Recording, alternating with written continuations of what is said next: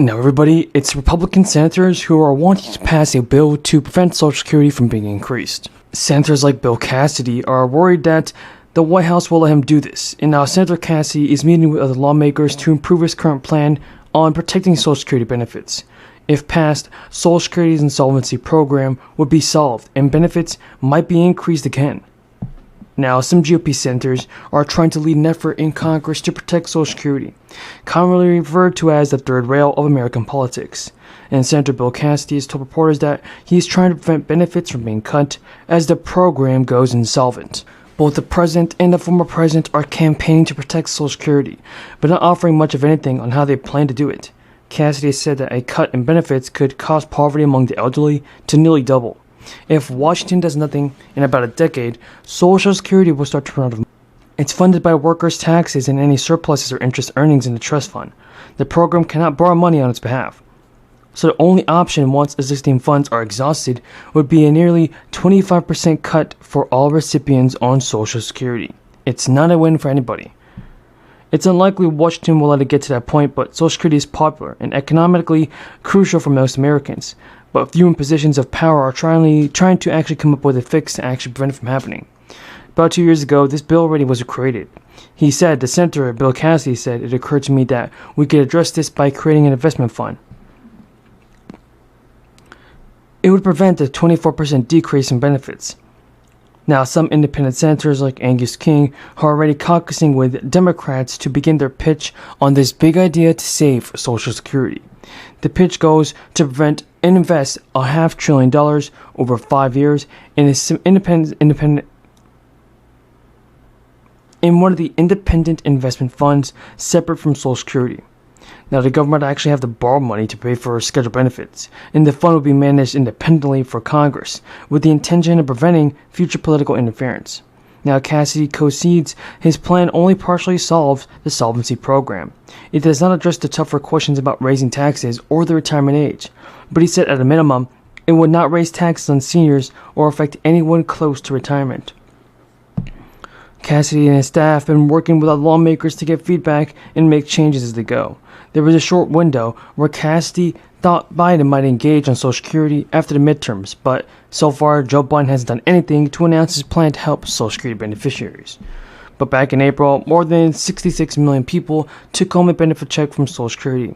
Now, 50 million of which were retired workers. Among these retirees, close to 90% rely on a monthly payout to cover some portion of their monthly expenses. Whether you're already retired or have just earned the workforce, surveys consistently show that most Americans will lean on their Social Security payout in some capacity during the golden years. In other words, maximizing what you'll receive from the Social Security program is important.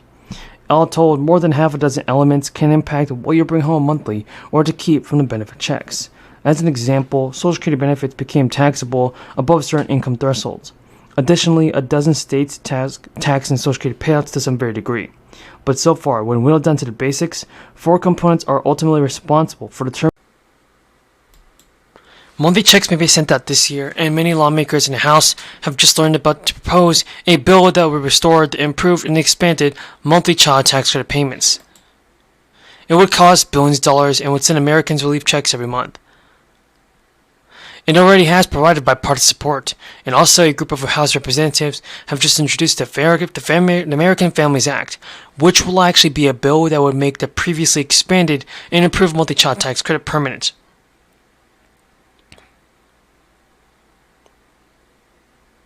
And during the crisis, the American Rescue Plan Act provided relief for American families through a series of payments and credits. One of those was a supercharged version of the child tax credit. And beginning in July of 2021, the IRS began distributing nearly $93 billion in advance child tax credit payments to families. Those are paper checks or direct deposits that appeared each month. And the payments were equal to 50% of the child tax credit estimated to be families and available to the families. Based on information reported on their federal income tax return, eligible families who did not receive the advance payments or didn't receive enough can claim the full credit on their 2021 tax return during the tax filing season.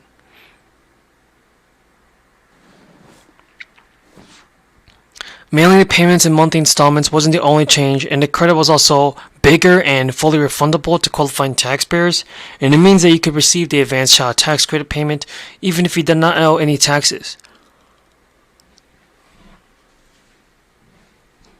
It has reached more than 61 million children, and studies suggest that it made a tremendous impact.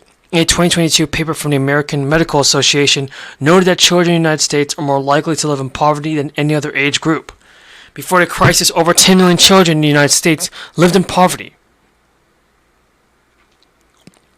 One of the highest child poverty rates among high-income countries. About half of all children living in poverty are living in what's called extreme poverty, defined as a household with an annual income of $13,000 or less. Now, the move was met with enthusiasm to expand a bill that would help them out. There does appear to be bipartisan support for making changes to the child tax credit, and various proposals have been floated by the GOP senators. But so far, House Republican leaders are hoping to pass a rule to set up floor votes on a bill to constrain the government's ability to regulate gas stoves. But the lawmakers saw their efforts fail after the House Freedom Caucus members joined Democrats in opposing the rule. The final vote of the rule was 206-220. A dozen Republicans opposed the rule. The 12th vote voted against the rule cast by House Majority Leader Stephen Scalise. So folks, I hope that President Biden can do more for the people in sending out stimulus payments. Passport into the city, appreciate it very much. And I want to thank everyone in Rocky Mountain City Council, Nash County. It's going to happen. Social Security changes are being negotiated right now between both Republicans and Democrats. There are currently disagreements over two key changes, and it could affect millions of people and overall benefit payments. Lawmakers are hashing out plans to shore up Social Security's ailing trust funds into possible changes that will affect the benefits that Americans receive. Broadly, that comes down to two key changes: raising the retirement age and increasing the amount of annual wages subject to the Social Security payroll tax. That can mean requiring Americans to wait until they are 70 to collect their full retirement benefits. And current rules have set the full retirement age at 66 to 67, depending on the date of birth. It could also mean requiring high income Americans to pay more on Social Security payroll tax. And currently, that tax only applies to wages of up to $160,000. To be sure, other changes might be on the table. Senator King and Senator Cassidy are reportedly leading a bipartisan coalition to propose changes, including raising the retirement age to 70 years old. And their plan also reportedly calls for the creation of a sovereign wealth fund that could invest in Social Security trust funds and stocks. If the returns on those funds fell short, well, it could cause more wages to be subject to payroll taxes, as well as higher rates on those levies. Spokesman of the Cassidy and King declined to provide further details. Meanwhile, Elizabeth Warren and Bernie Sanders reintroduced a bill that calls for reapplying Social Security payroll tax on wages for people making over $250,000. It would also require wealthy individuals to pay a 12% tax on businesses and investments.